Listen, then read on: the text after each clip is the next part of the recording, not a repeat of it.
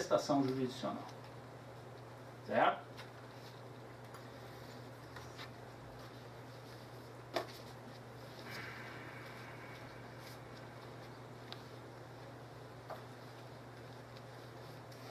Bom, vamos falar um pouquinho sobre os fundamentos, que eu chamei aqui de fundamentos super legais, né, de tão importantes que são super legais. A tutela da alienação parental, a tutela da convivência familiar, melhor dizendo, e a rejeição da alienação parental, ela envolve dispositivos da nossa Constituição Federal, da legislação especial e da legislação civil comum. Em cada um desses instrumentos legislativos nós vamos encontrar alguns fundamentos importantes que dão força a essa atividade jurídica em prol da proteção da convivência familiar. O primeiro deles é o artigo 226 da Constituição Federal. Eu não vou ler, vou só sintetizar o que nos interessa, retirar o extrato dali que nos interessa para o nosso assunto de hoje. Define o que é a família, tomada como base da sociedade e destinatária da proteção estatal. Isso aí cria, evidentemente, uma obrigação ao Estado, à administração e o Estado juiz de garantidor da solidez dessa instituição. No parágrafo 4º desse artigo 226, nós temos um dispositivo interessante ali que inclui na definição de entidade familiar a comunidade formada por qualquer dos pais e seus descendentes. Vejam bem que aqui não faz nenhuma restrição à convivência diuturna, né? Ele inclui na entidade familiar e não exige para ser definido como entidade familiar a convivência diuturna. Quer dizer que a criança, mesmo de pais separados, ela, embora esteja sob a guarda de um deles, ela pode perfeitamente ser considerada como incluída no ente familiar do pai a quem ela visita, né? Não há nenhuma restrição legal nesse sentido. O artigo 227 da Constituição estabelece os deveres inerentes à família, à sociedade e ao Estado. E aqui nós temos a feição mais clara da garantia constitucional, né, que assegura à criança e ao adolescente com absoluta prioridade o direito à convivência familiar e comunitária. Certo? Além de colocá-los a salvo de qualquer forma de negligência, discriminação, exploração, violência, crueldade e opressão. Aí eu pergunto, não existe crueldade na alienação parental? Não existe negligência, o ato de abuso por parte do alienador? O artigo 6º da Constituição Federal também estabelece como um direito social, direito fundamental de perfil social, né, a proteção à maternidade e à infância. Proteção à infância é um direito social. Tá? E o artigo 5º, inciso 10, tutela a inviolabilidade da intimidade e da vida privada. E aí eu vou chamar a atenção para um aspecto importante. Mesmo no ambiente familiar, a relação paterno-filial, no ambiente familiar, ela também tem seus espaços de intimidade. O filho tem vida privada diversa do interesse da mãe. E um dos segmentos dessa vida privada do filho é o direito dele de conviver com outro cônjuge, mesmo que desafeto da mãe. Certo? Então a conduta alienante, ela viola a intimidade da criança e do adolescente. Mesmo que essa criança ou esse adolescente esteja sob minha custódia. Ela está sob minha custódia, ela não está sob minha propriedade. Então a criança tem um espaço e integra o espaço de intimidade da criança e do adolescente a relação com o outro cônjuge. Certo? E quando eu falo de relação, estou falando de acesso, de convivência, de visitas e até mesmo de intimidades com o pai, que muitas vezes não se conversa com a mãe. Isso acontece em famílias constituídas. O filho muitas vezes tem algumas aberturas, mais aberturas com a mãe ou com o pai, e a mãe não fica sabendo. E nem por isso ninguém vai entrar em uma ação judicial para fazer um interrogatório com a criança, para tentar tirar dela a verdade. Tá? Então eu quero chamar a atenção que a questão da alienação, ela viola a intimidade da criança e do adolescente, inclusive no cenário familiar. Tá? Artigo 1º, inciso 3º da Constituição, dignidade da pessoa humana, um dos fundamentos do Estado Democrático de Direito, né? Que naturalmente é violado por ocasião de uma conduta alienante. Né? Eu sempre exemplifico para as partes lá que a gente convive no dia a dia da vida forense, que na realidade romper um laço familiar é como extirpar de alguém um membro do seu corpo. Por quê? Porque é uma relação, fazendo uma linguagem figurada, é uma relação que quando tu tens filhos, né, tu tens naturalmente uma relação umbilical com aquela pessoa. No momento que tu corta essa relação, tu de um certo modo tu extirpa uma relação natural com aquele indivíduo. Então, isso fere a dignidade do ser humano. Um dos fundamentos da dignidade é não se sentir aviltado em relação aos seus semelhantes. O natural do ser humano, exatamente na sua vida de relação, é se identificar com os seus semelhantes. No momento que alguém possui uma ruptura na sua ancestralidade, esse indivíduo ele tem violada a sua dignidade na medida em que ele possui aviltamento social que o aflige na relação interpessoal. Isso é muito comum, isso é muito fácil da gente perceber com relação aos nossos filhos na escola. O quanto é importante para as crianças se identificar com os colegas, não ficar por baixo dos colegas, ter uma relação igual com as pessoas. Ali nasce a dignidade do ser humano, que evolui, evidentemente, com o tempo, e na adultez também acontece. Vamos ser bem sinceros em relação a isso, não é verdade? Então, a dignidade da pessoa humana é aviltada no momento em que há o proceder alienante. Ingressando no nosso Código Civil, nós temos o artigo 1583, parágrafo 2º, né, que estabelece ali nas condições de investidura, né, para a guarda unilateral, que na ruptura das relações, a relação com os filhos deve se manter inalterada, exceto no que diz respeito à convivência. Evidentemente que a convivência não poderá ser, por efeito da separação, com a mesma regularidade que existia antes. A única coisa que modifica é a regularidade da convivência. É isto que está dizendo aqui. Não está falando que vai modificar a qualidade do relacionamento, seja com o pai ou seja com a mãe. E isso é algo principiológico, importante para todos nós. Tá? Então se modifica a realidade de convivência da criança com os pais, mas não precisa piorar, não é verdade?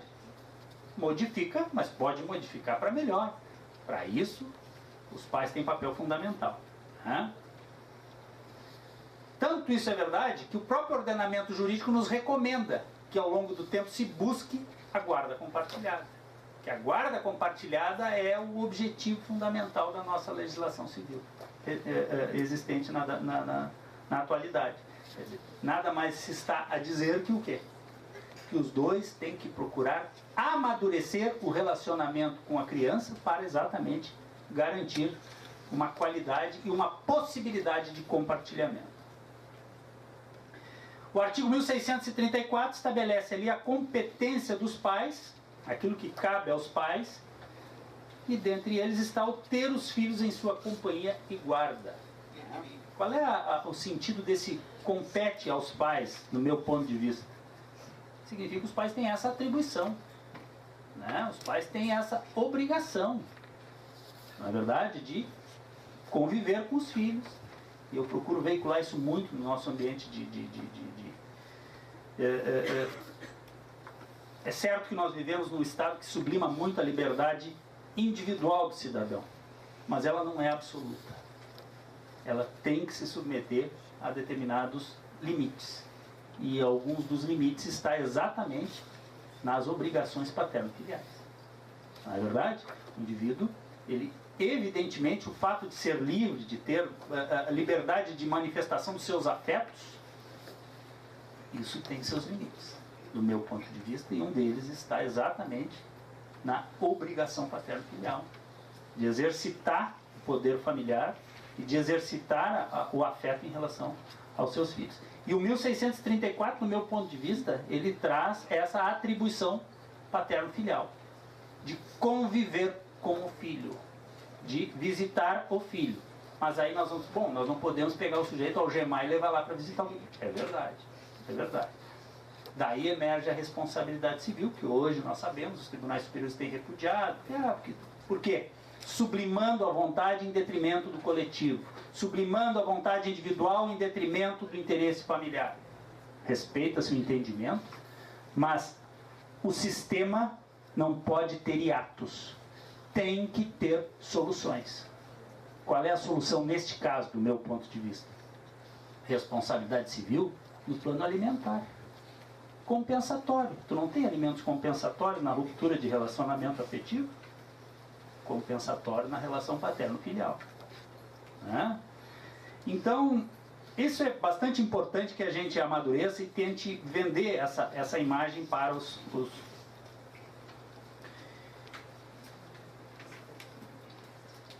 Bom,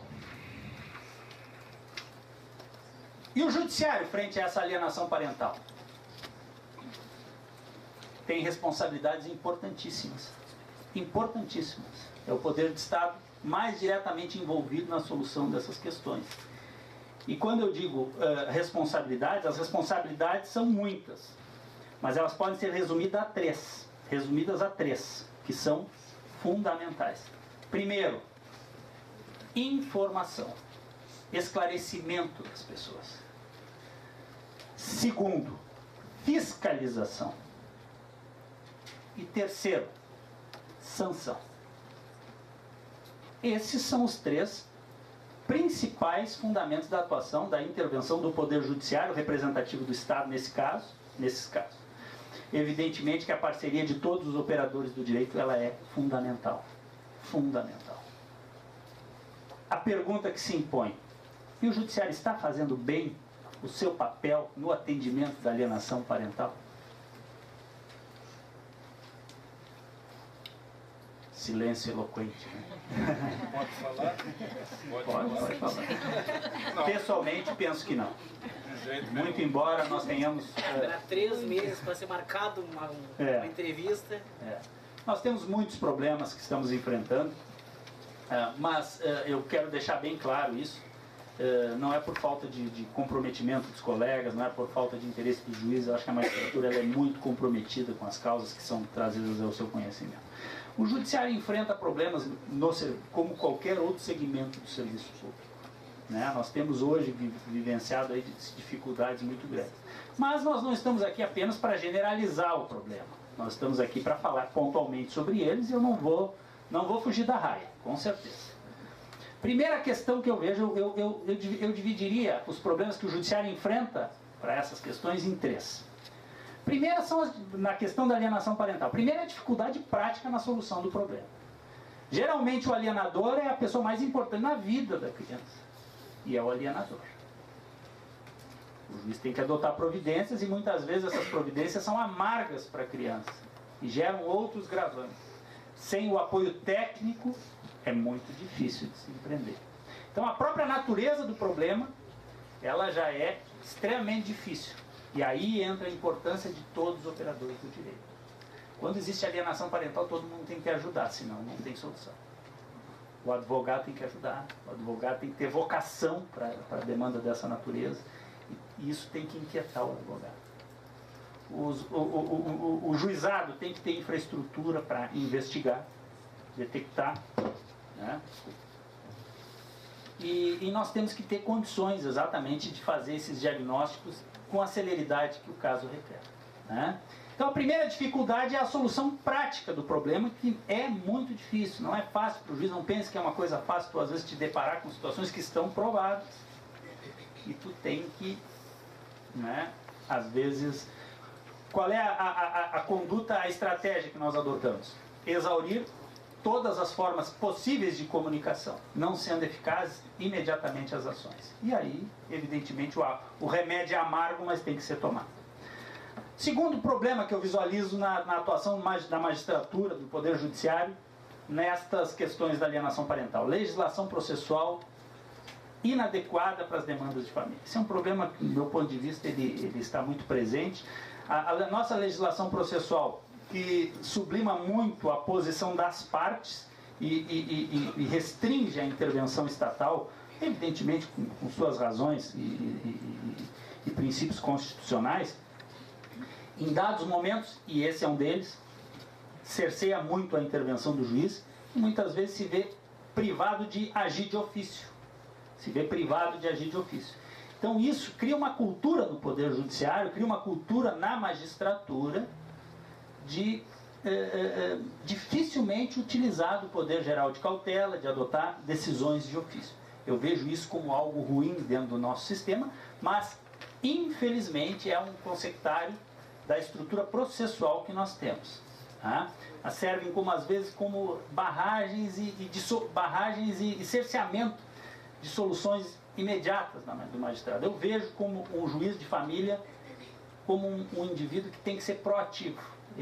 Ele foge um pouco aos padrões do juiz da nossa justiça para os outros segmentos. O juiz de família ele tem que se inquietar com as mazelas que o processo apresenta. Ele não pode se render às restrições processuais. Mas, infelizmente, isso acontece. Isso cria uma cultura e o juiz, não, porque eu não fui provocado, porque eu não me pediram, e o Poder Geral de Cautela muitas vezes é relegado a um plano secundário e as soluções também são relegadas a esse plano. E o terceiro grupo de razões que eu vejo é o problema de funcionamento. Né? Nós temos um sistema recursal que é complicado, que ele é pleno substitutivo. O juiz de primeiro grau ele é uma instância de passagem.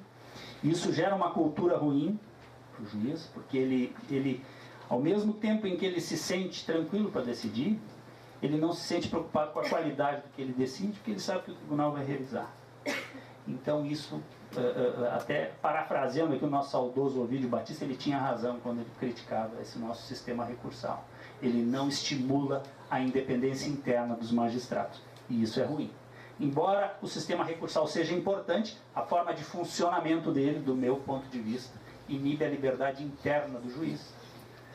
Por quê? Porque as instâncias recursais simplesmente substituem e reavaliam a lide integralmente, como se às vezes se a decisão de primeiro grau não tivesse acontecido. Isso é muito nocivo para o sistema. Segundo aspecto, a falta de infraestrutura nas funções técnicas. A área da psicologia, assistência social, psiquiatria, que são fundamentais no atendimento dessas demandas.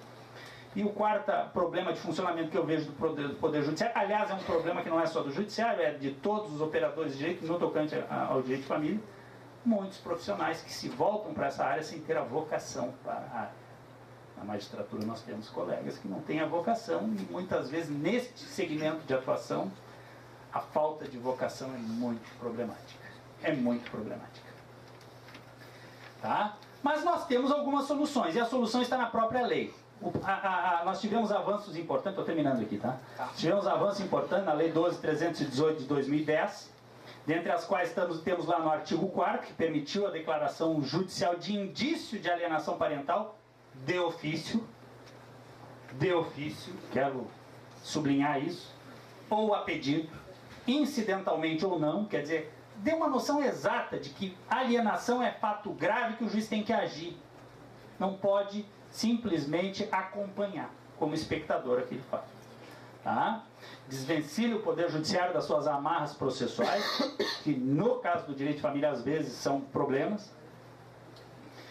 Né? No parágrafo único trouxe o Instituto das Visitas Assistidas como uma obrigação no tratamento, que eu achei uma grande evolução. O artigo 5º facultou a realização de perícias na área psicossocial e psicologia, biopsicossocial e psicologia, diante de indícios de alienação parental. Importantíssimo, importantíssimo.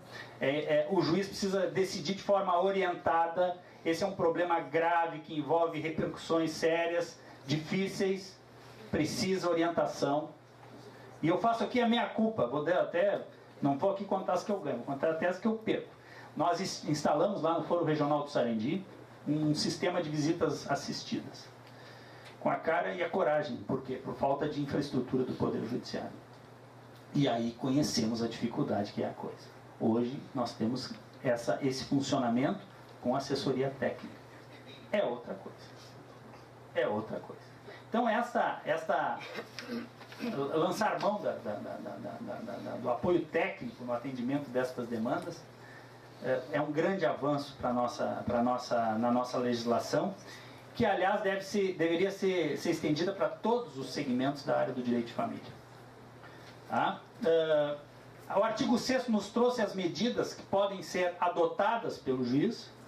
Aqui eu faço uma crítica, porque todas elas em nenhum momento se referiu à possibilidade da declaração de ofício, o que foi feito no artigo 5º. Então isso, infelizmente, talvez nos coloque na vala comum da inércia do Poder Judiciário, que eu vejo como preocupante. Mas vamos aguardar os desdobramentos aí. E por último, né, o artigo 7º, que faculta o deferimento da guarda a partir da disposição dos genitores para facilitar o acesso. Quer dizer, coloca o bom manejo do poder familiar dos pais como um ponto positivo na definição da custódia. É um aspecto extremamente importante, pedagógico e principiológico dentro do sistema. Né? O que a lei está dizendo é que, olha, tu tem que administrar bem para tu poder ter a guarda. É isso que está sendo dito no artigo 7º. Tá? Bem, complementando então o nosso trabalho aí. O judiciário e todos os operadores do direito devem ter assim, uma atenção redobrada à questão da alienação parental. Hoje visto como um dos grandes males do direito de família, pelos seus efeitos deletérios, né, que atingem a pessoa, a família e a sociedade. O judiciário precisa melhorar, sem dúvida nenhuma, precisa se estruturar, né? Mas enfrenta as dificuldades orçamentárias, as dificuldades que todo serviço público precisa. Agora, eu sou testemunho e garanto a todos vocês, o judiciário está se esforçando para melhorar. Está sendo feito todo o investimento que é possível para melhorar. Né? Não sei se com a celeridade que a sociedade precisa, mas com certeza fazendo tudo o que pode. E em especial o Poder Judiciário do Rio Grande do Sul, do qual eu tenho muito orgulho de fazer parte. Me sinto muito honrado, muito orgulhoso de fazer parte, porque eu sei da combatividade, do desprendimento dos colegas. Né? Importante que se diga, a lei oferece instrumentos úteis que têm que ser utilizados pelos advogados, tem que provocar o juiz, né, para o atendimento dos casos de alienação parental. Né? Mas eu acho que mesmo isso tudo ainda é insuficiente para a gente conseguir uma solução ideal. Né? A questão da alienação parental é algo que teria que ser visto, inclusive, no plano criminal. Não com intuito punitivo, quero deixar bem claro, mas com intuito pedagógico. Certo? Quero agradecer a todos vocês pela atenção, por terem me dado a satisfação de me ouvir hoje aqui. E estou à disposição para o que for necessário. Muitas felicidades.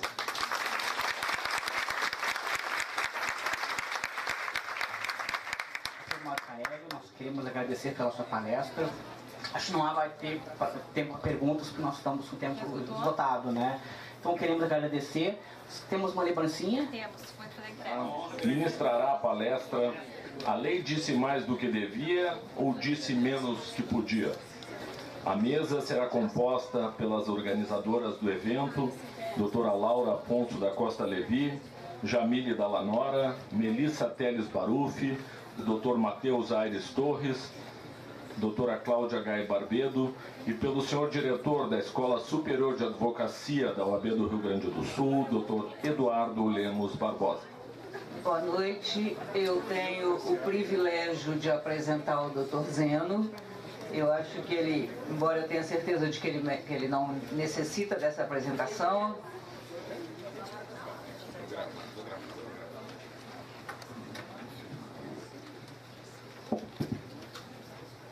eu gostaria de, na finalização desse evento, chamar algumas pessoas que fazem parte do Instituto Proteger, que é o Diego Silveira, Simone Tassinari, para fazerem parte da mesa. Então eu chamo como representante das nossas relações acadêmicas a Kazumi e a Viviane para fazer parte da mesa. E o Paulo Kumpi.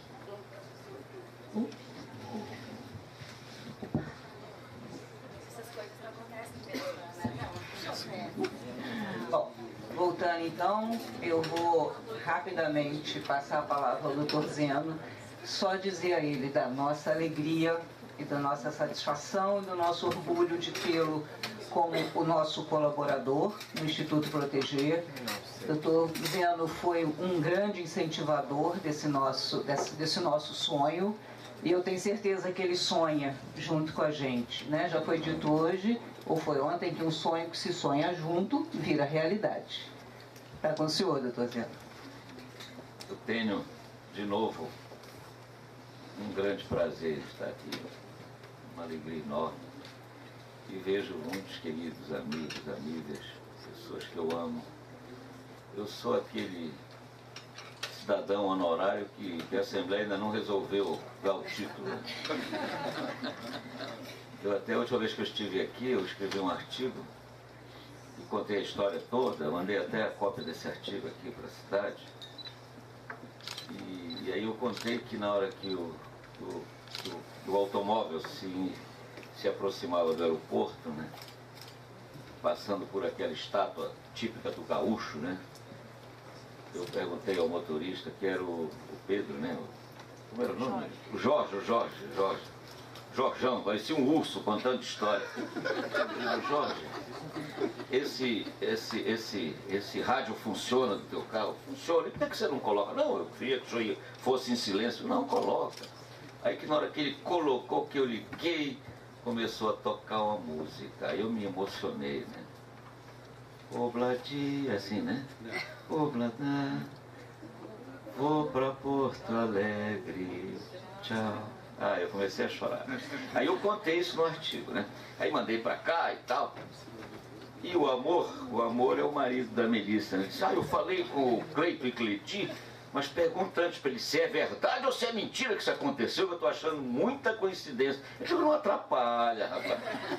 Não estraga a vida do escritor. Digamos, foi, quem sabe, um exagero poético, mas... Licença poética. Uma licença poética. O fato é que ficou lá escrito, né? E é o que eu sinto, né, quando eu estou aqui. Fico muito feliz.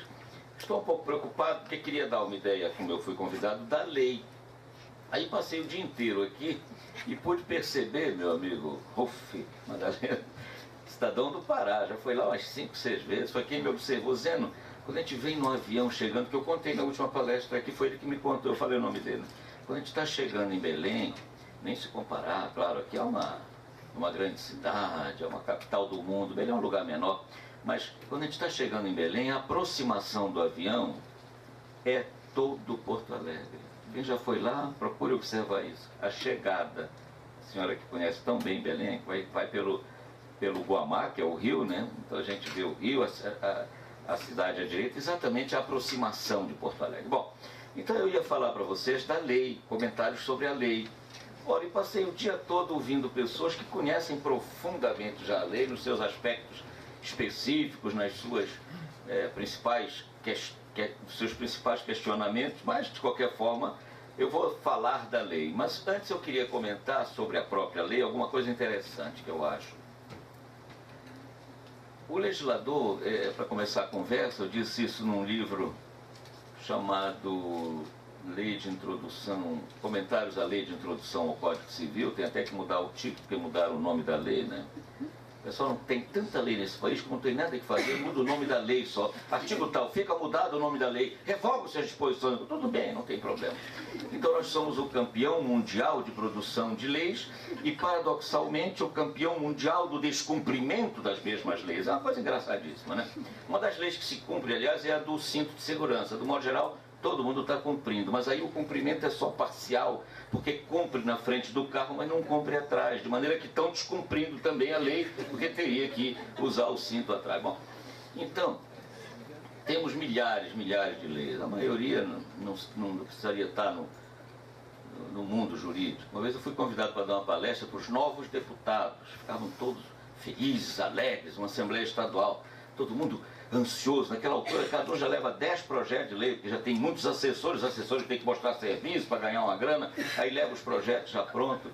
De maneira que eu comecei dizendo: senhoras e senhores, sejam bem-vindos e não produzam leis, pelo amor de Deus. Foi um desastre, porque estraguei a reunião, porque eu estou saudando os novos deputados. Não escrevam leis. E o que é que vão fazer? Revoguem as leis. Tratem de revogar leis à vontade, fazem a depuração, porque eu acho que é isso que precisa no Brasil.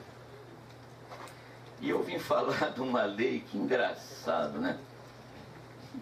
De certa forma, quando ela chegou, muitos disseram: que coisa mais engraçada, é uma lei que regula a questão de alienação parental. Mas isso já está tratado nesse país.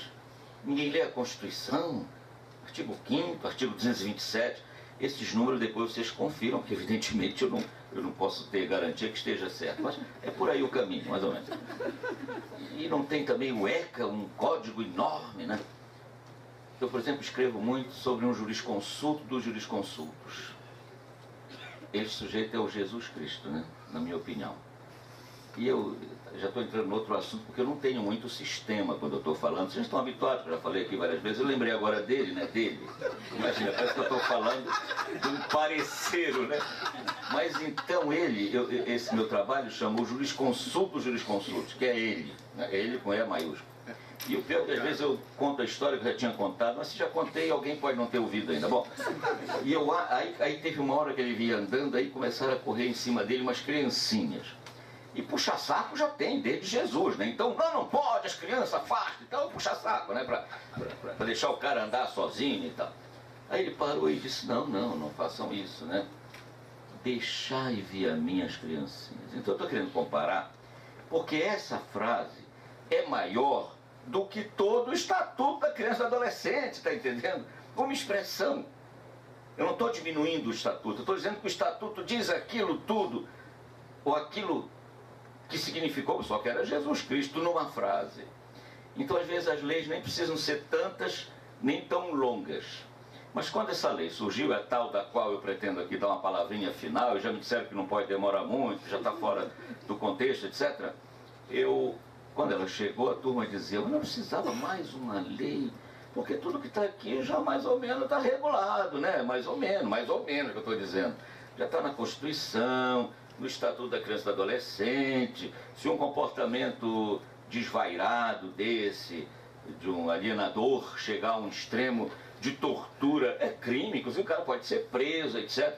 Suspensão e perda de pátrio poder, eu estou até usando ainda a linguagem antiga, pátrio poder, hoje poder familiar, e por essa lei aqui, autoridade parental, né? Interessante, eu achei isso interessante. Há uma tese de vários professores, se não me engano, entre nós o Paulo Lobo, que gostaria que esse fosse o termo do poder familiar. Essa lei tem esse detalhe interessante, ela já botou isso, se é melhor assim, já vou chamar assim, que ela fala autoridade parental. Esse é um detalhe que não me escapou. Então já teria tudo que essa lei tratou, em geral. Eu estou procurando deixar bem claro o que eu estou querendo dizer, nem precisava explicar tanto para um auditório tão eminente e bonito como sempre, né, Rolf? Vocês têm parabéns, viu, Rolf? É uma coisa.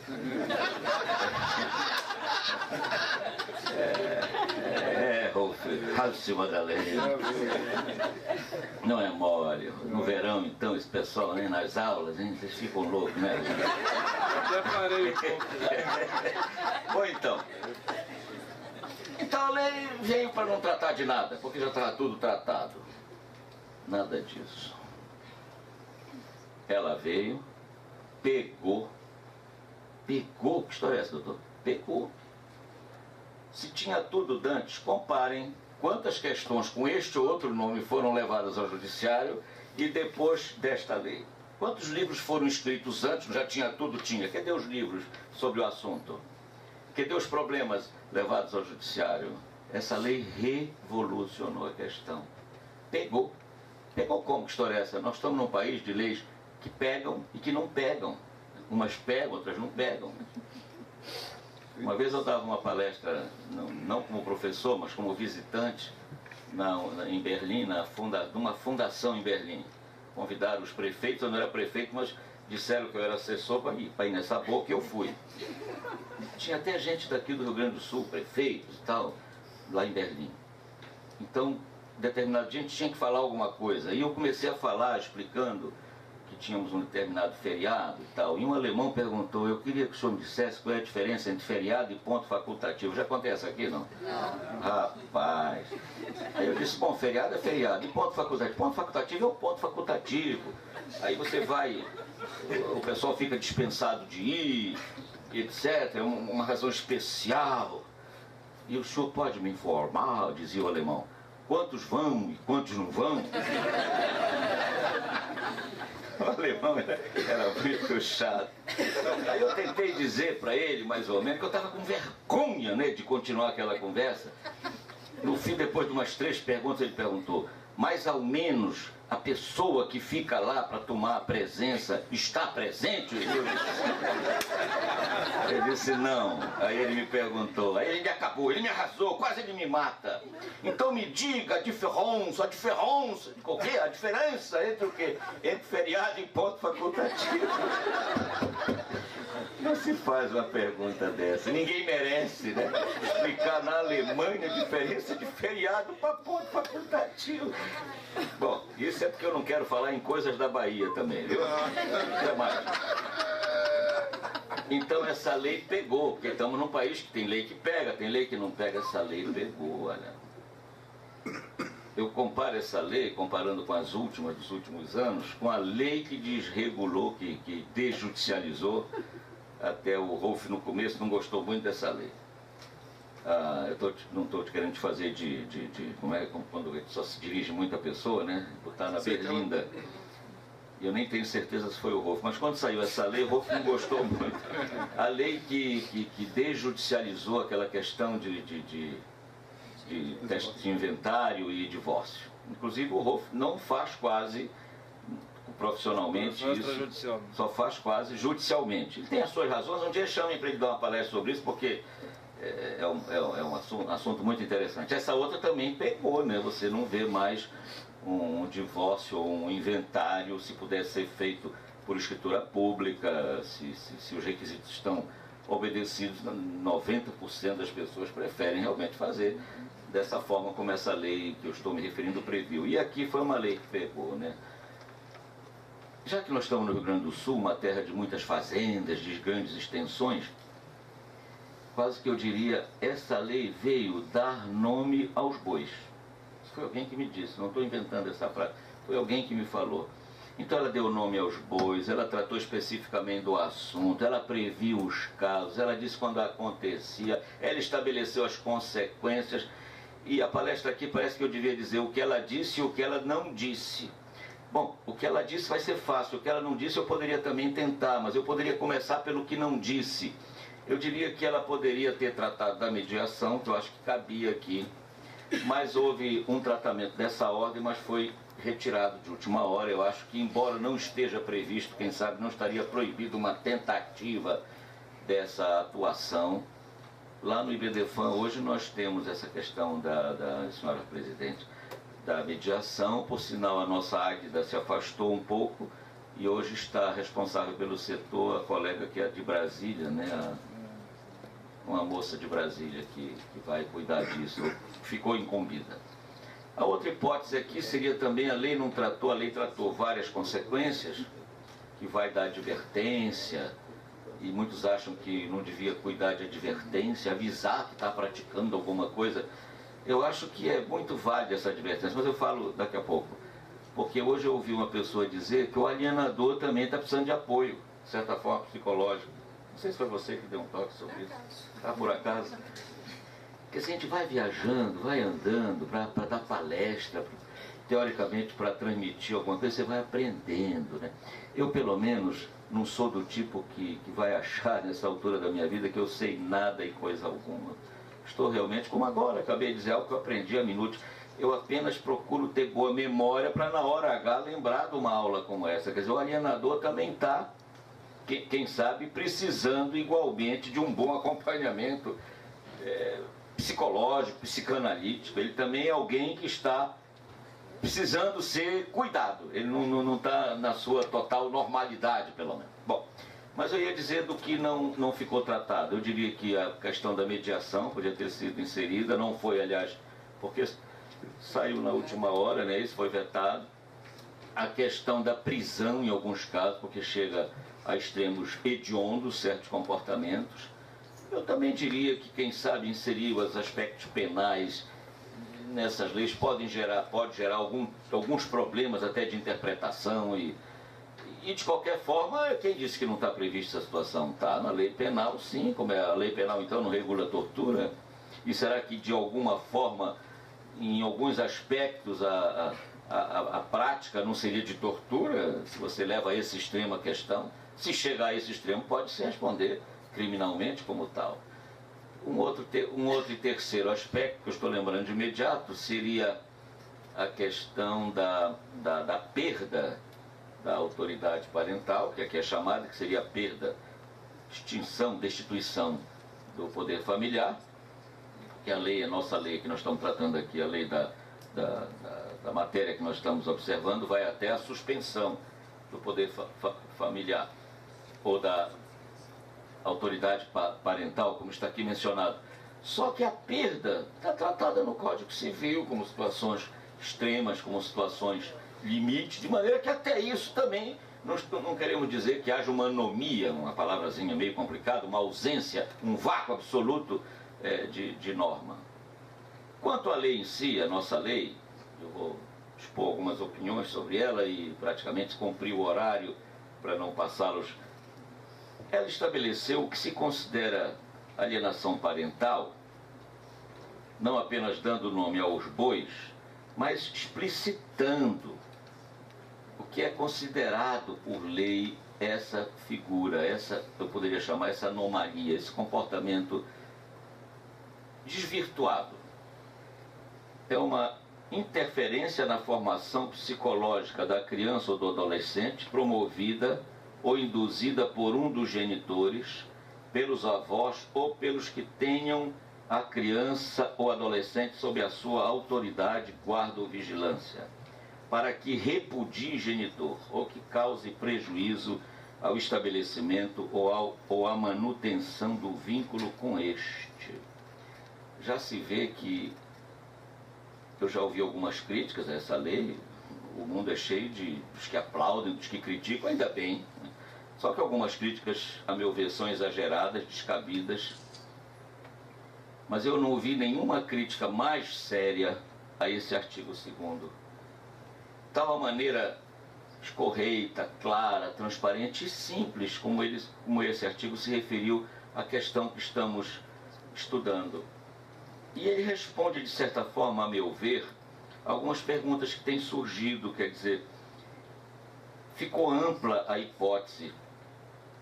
Ela pode ser essa alienação parental promovida ou induzida por um dos genitores, pelos avós, ou pelos que tenham a criança ou adolescente sob a sua autoridade, guarda ou vigilância. Então, ao meu ver, essa abertura permite concluir que não é apenas o pai ou a mãe, ou um contra o outro, que pode gerar esse comportamento. A lei fala em avós, ou os que tenham a criança ou adolescente sob a sua autoridade, guarda ou vigilância, para que repudie genitor, etc. Eu tenho um caso, eu não advogo, quando eu digo eu tenho um caso na minha vida, nas minhas relações, nos meus conhecimentos, eu tenho um caso em que quem está sendo repudiado é o pai da criança, que já está praticamente adolescente, porque esse comportamento, essa alienação parental, que antes não se chamava assim, mas agora eu já posso ir chamando, né? Ela dura uns 12 anos. Uns 12 anos.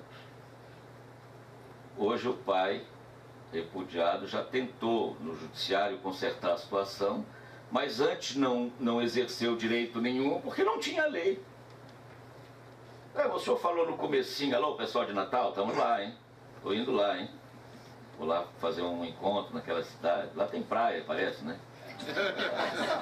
Vamos lá. O hotel tá perto da praia? Tá bom, então vamos lá, tá bom.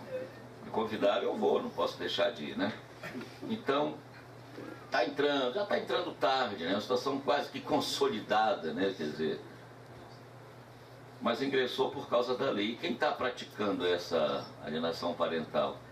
Avô com relação a pai, quer dizer, é o avô que sempre esteve com a guarda de fato da criança, porque entra também aí alguns fatores que juridicamente são interessantes. A guarda não é nem de direito, mas é uma guarda de fato que tem o avô. Porque como houve a ruptura do casamento, o pai saiu do relacionamento, a mãe ficou querendo cuidar da vida, novos relacionamentos, trabalho, e quem ficou cuidando da criança, cuidador, que é uma palavra nossa, nova, não tão nova, mas estamos utilizando, foram os avós, que têm um verdadeiro horror do pai da criança. E dão tudo para a criança. O pai, quando vai buscar para passar as férias, e ele mora numa cidade bem pequenina, do interior, meio atrasada do Pará, as crianças dizem, eu que vou com ele, mas se o meu avô está me levando para a Disney, se o meu avô está me levando para Nova York, não, eu não vou, e chora e grita, e não tem quem faça essas crianças passar as férias. Isso há 10 anos, é uma estratégia que já não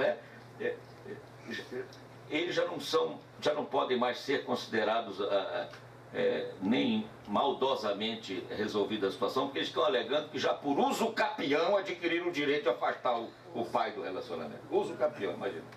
Aliás, quando eu discutia se uso capião era uma palavra feminina ou masculina, e eu fiz emenda ao projeto para colocar no feminino, eu lembro do Silvio Meira, jurista do Pará, romanista, famoso, dizendo, não te mete muito nisso não, porque o uso capião já está no masculino por uso capião. Achei interessante. Mas como eu já tinha feito a emenda, foi aprovada, etc. Então esse artigo 2º, ele é bastante amplo, ele abrange todas as hipóteses, pode ser por analogia estendido a outras relações. Eu penso que aqui, não estou querendo me envolver com a belíssima palestra de quem vai hoje dançar uma salsa no jantar, não sei se ela está por aí ainda, a nossa eminentíssima. Oi, querida, você está tão linda. Eu adorei a sua palestra. Até porque ela pergunta, ela mesmo responde, né? Eu achei ótimo, né? Vocês não gostaram? Eu achei ótimo. Né? Eu acho que aqui, analisando esse artigo 2º e o contexto dessa lei, eu incluiria aí tranquilamente uma relação socioafetiva. A senhora está concordando? Poxa, então dei batendo, olha só. Então isso já é uma novidade, né? Porque isso nenhum autor que eu vi tinha citado até agora. Logo depois, no parágrafo único, o meu objetivo hoje seria esse, dar uma ideia da lei, né? E eu estou um pouco constrangido com isso, conforme eu já falei no começo, não vou responder mais, porque eu passei o dia ouvindo coisas tão mais profundas e importantes sobre a lei, que eu não sei se essa exposição nessa altura, me parece que eu estou dizendo o óbvio, né? O déjà vu. Gostaram do francês? Bom, então deixa eu ver se eu diria uma novidade também para vocês, para não dizer só o que se ouviu até agora. Eu andei lendo muito para falar sobre esse assunto. Já está quase? Já está na metade, né? É bom porque já vão ficar. Eu andei lendo demais, estudei que só, eu li uns 7 ou 8 livros, uns 20 artigos, para me inteirar melhor, para ser mais útil, para não passar vexame aqui no Rio Grande do Sul, que é uma terra de gente estudiosa. E eu aprendi uma palavra engraçada, padrectomia. Tu já ouviste falar? Nunca. Nem eu, nunca tinha ouvido, eu vou ouvir um negócio desse. Padrectomia. Já ouviste falar, né? Padrectomia. Padrectomia. Tu te habilita, né? Falaste, né? Padrectomia, né? Esquisitissomia, mais ou menos, né? Mais ou menos. Isso aqui vem da literatura espanhola, de língua espanhola. Não é interessante essa palavra? Ele leu bastante.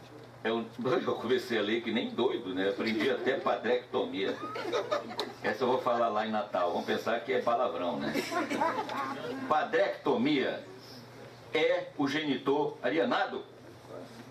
Padre e pai. O C é para juntar e tomia para retirar. Tirar o pai, extirpar o pai, excluir o pai, cortar o pai. Mas não tem nada a ver com vasectomia, não. Porque não castraram. Tem a ver, mais ou menos. Padrectomia. Vasectomia acaba com os filhos. Então pronto. A padrectomia é a exclusão do pai. Eu achei interessante porque é uma expressão que está sendo muito utilizada e pode-se dizer que é uma criação, uma adaptação à lei, de uma expressão que se adapta realmente a essa situação.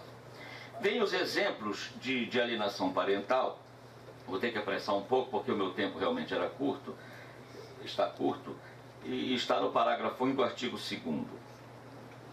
Do parágrafo 1 do artigo 2º. Na nossa linguagem jurídica, não no juridiquês, porque qualquer latim você tem imediatamente traduzir, né? Porque não é justo você estar falando em língua estrangeira, sobretudo do ponto de vista didático, sem logo explicar. Então, em direito se diz que aqui nós estamos falando de números apertos e não de números clausos. Traduzindo, todo mundo sabe, mas para traduzir, o número é aberto, quer dizer, uma enumeração aberta, que pode ser colmatada ou preenchida com outras figuras, se tiverem dentro do espírito da lei. E não é números apertos, números cláusulas, aliás, que só são esses os casos de alienação parental. Então, realizar a campanha de desqualificação da conduta do genitor no exercício da paternidade ou maternidade. Aqui eu já tenho um problema concreto, já que eu falei em avô lá ainda agora. Eu tenho um outro caso que é o genitor desfazendo, desconsiderando, desmoralizando o avô. Já viste esse caso? Por quê? Como foi que aconteceu? Já viste? É um caso interessante? Gostaram? Já viram isso? Já? Que caso interessante. O avô é aquele que está na substituição afetiva da mãe, que se afastou do pai, mas o pai, bem ou mal, ficou com as crianças, né? Ele ficou porque a mulher largou ele mesmo, foi embora.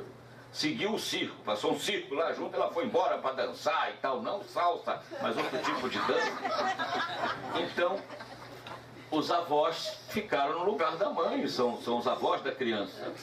Só que o ódio do pai, com a situação mal resolvida, o luto mal resolvido, se é que a gente vai citar aqui a Berenice, tem um que, se não fosse falta de respeito, diria, no fim é a dor de cotovelo, para não dizer outro tipo de lugar que dá a dor, é que cria também esse problema. É o luto mal resolvido, é a questão mal resolvida da separação, é o ódio, é o despeito, é a dor de cotovelo, como se diz, ou outra de outro lugar do corpo, etc. E aí você traduz isso pela má solução do problema emotivo, aquele seu ódio, leva a você prejudicar o seu próprio filho, porque é outra tese que eu também defendo, é que a alienação parental, ela quer destruir o genitor ou aquela pessoa, mas no fim ou no fundo, ela está destruindo o filho, ela está criando um problema para a criança ou para o adolescente. Então, nesse caso, os pais da mãe que abandonou de qualquer forma, mas eu não estou aqui para julgar a mãe, desculpa-me por me trair, já é uma expressão também que eu lembro do teatrólogo, né? Quer dizer, sabe lá porque ela teria abandonado também, isso é outro problema. Quem tem culpa nessa história, né? É você que me deu a surra anteontem, ou é você que me traiu semana passada? Aquela nossa história que a gente discute muito. Não, nossa história, pela dever. Nossa, é outro papo, né, Rô? Eu estou dizendo assim, dos nossos estudos, né? Quem é culpado nessa história de culpa, perseguir quem é culpado? Mas peraí. Esse é todo que me referia à nossa história de quem trabalha com direito de família, né? O nosso entendimento é que a emenda do divórcio, essa última, ela extinguiu essa questão quer dizer, a posição majoritária na nossa instituição, mas há opiniões contrárias, né?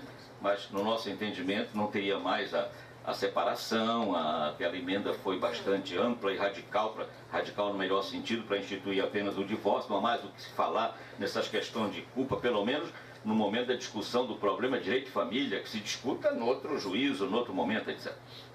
Mas então, sem querer discutir o porquê que ela foi embora, o problema é que os pais dela assumiram o lugar. Em direito de família nós temos muito esse problema de tomar o lugar também, né? A psicanálise, a psicologia, né? Tomar o lugar, ocupar um espaço, né? Então eles são a mãe da criança, estão ali representando. E o pai que ficou com as crianças faz a alienação com relação aos avós. Embora aqui falhe a palavra genitor, não há uma só pessoa no mundo que não vai dizer que estaria no espírito da lei esse caso. Bom, dificultar o exercício da autoridade parental, eu poderia dar 1000 exemplos, né? Outro dia eu estive falando com uma professora, dona de um colégio, uma mulher culta, fala vários idiomas, conhece pedagogia, especialista, e dona de um colégio. Poxa, está acabando mesmo? Aí eu perguntei, você sabia que você tinha que mandar para todos os pais o resultado das notas do seu filho, como está ele se comportando, se ele está indo bem na escola? Eu não, eu tenho que mandar isso para o pai. Se o pai é separado, quem vem aqui é a mãe. Digo, não, a senhora é obrigada a mandar para os pais. Engraçado, é uma lei que essa não pegou. Porque a pessoa nem conhecer a lei, então dificultar o exercício, dificultar o contato da criança com o genitor. Aí eu vim aqui buscar o neném, não, ele hoje está com gripe, febre, rouquidão, parece aquela propaganda do xarope, né? Está com doença para tudo, hoje ele está mal, não está, quer dizer, impedir de qualquer maneira, dificultar o direito regulamentado da convivência familiar, omitir deliberadamente a genitor informações pessoais relevantes com a criança, etc. Agora o principal, apresentar falsa denúncia contra genitor, contra familiares deste ou contra avós, para obstar ou dificultar a convivência deles com a criança ou adolescente, mudar o domicílio para local distante, etc. O artigo 3º, e eu vou encerrar falando na questão principal, ao meu ver, do problema, que é a denúncia de abuso, né, físico ou sexual. A lei diz que a prática da alienação parental fere direito fundamental da criança e do adolescente, de uma convivência familiar saudável, prejudica a realização de afeto, uma palavra tão afetiva a nós, tão ligada a nós que trabalhamos com direito de família, né? Quer dizer, o direito das famílias. Imagina falar em afeto com significado jurídico há 20 ou 30 anos atrás. Isto tem algo a ver, sem querer exagerar, porque eu sei que outras entidades também trouxeram essas palavras para uma nomenclatura jurídica, como cuidado, como valor jurídico, mas isso muito se deve ao trabalho também, não exclusivamente, mas também do Instituto Brasileiro de Direito de Família. Então, o que isso constitui, esse comportamento, abuso moral com relação à criança ou adolescente. Outras coisas eu poderia dizer, mas o tempo está acabando, eu queria apenas falar naquelas consequências que estão no artigo 6º, havendo a caracterização da alienação parental. O que é que se pode fazer? Da mesma forma, não ficou especificado uma e única consequência, mas várias. Declarar a ocorrência de alienação parental e advertir o alienador. Vários autores dizem, mas advertir... Parece até cartão amarelo, se o cara já está praticando, ou até antes do cartão amarelo, se comparando com o futebol, seria advertência verbal, dizer para o alienador, rapaz, estás praticando um eventual ato criminoso. Isso adianta de alguma forma?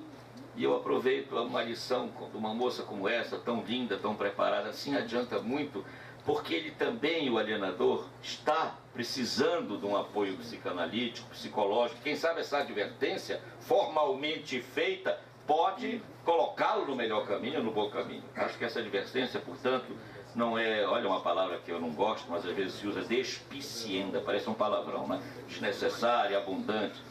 Ampliar o regime de convivência em favor do genitor alienado.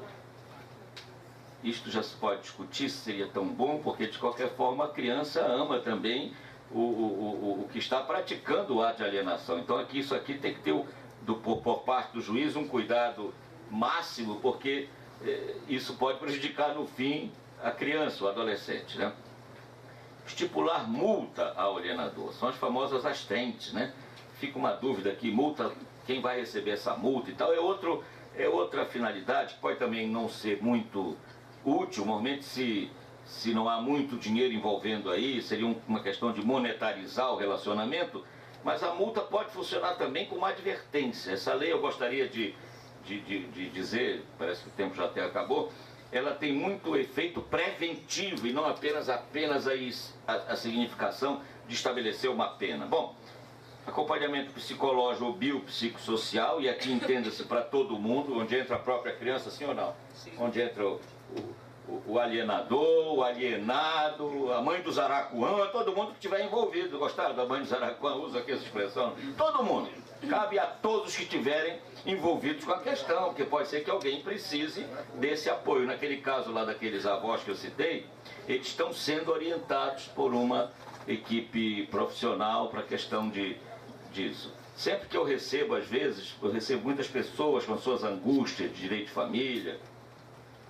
Aí eu digo, você já está sendo apoiada ou apoiado por um psicólogo, por uma pessoa da psicanálise, em suma. Ah, é preciso? Tipo, não sei se é preciso.